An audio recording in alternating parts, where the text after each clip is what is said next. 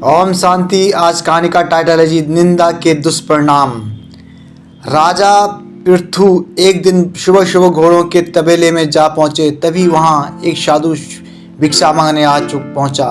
सुबह सुबह साधु को भिक्षा मांगते देख पृथु क्रोध से भरे उठे। उन्होंने साधु की निंदा करते हुए बिना विचारे तबेले से घोड़े की लीद उठाई और उसके पात्र में डाल दी। साधु भी शांत स्वभाव का था, जो भिक्षा ले वहां से चला गया और वहां लीद कुटिया के बाहर एक कोने में डाल दी। कुछ समय उपरांत राजा पृथु शिकार के लिए गए। पृथु ने जब जंगल में देखा कि कुटिया के बाहर घोड़े की लीद का बड़ा सा ढेर लगा हुआ है। उन्होंने देखा कि यहाँ तो ना कोई तबेला है और ना ही दूर दूर तक कोई घोड़े दिखाई दे रहे हैं। वह आश्चर्यचकित हो गया। कुटिया में गए और साधु से बोले, महाराज आप हमें एक बात बताइए, यहाँ कोई घोड़ा भी नहीं है, ना ही तबेला है, तो यह इतनी सारी घोड़े की लीद कहाँ से आई?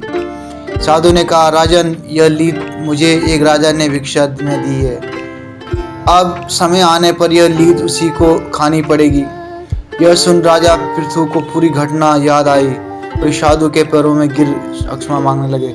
साधु से प्रश्न किया, हमने तो थोड़ी सी लीद दी थी, पर यह तो बहुत अधिक हो गई।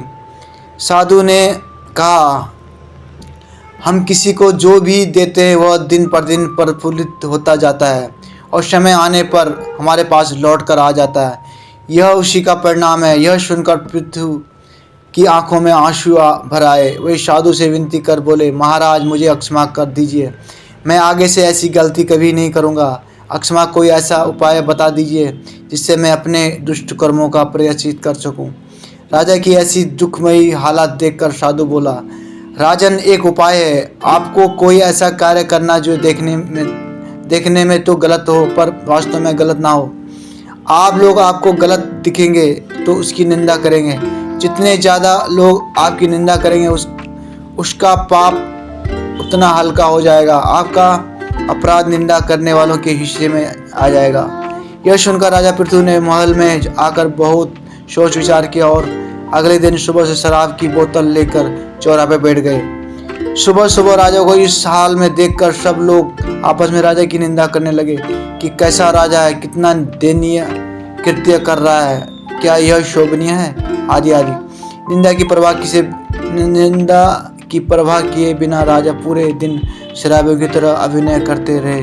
इस पूरे कर्तव्य के पश्चात जब राजा पृथु पुनः साधु के पास पहुंचे तो लीद के ढेर के स्थान पर एक मुट्ठी लीद देख आश्चर्य से बोले, महाराज ये कैसे हुआ?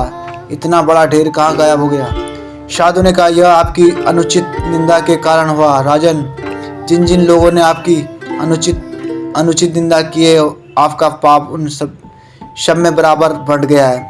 फिर राजा ने बोला, महाराज फिर यह मुट्ठी भर बचा क्यों? ये क्यों नहीं बटा? तो फिर ऋषि बोले, राजन ये तुम्हारा कर्म है। जितना तुमने मेरे भिक्षा पात्र में मेरे खाने के लिए दिए थे उतना तो तुझे खाना ही पड़ेगा।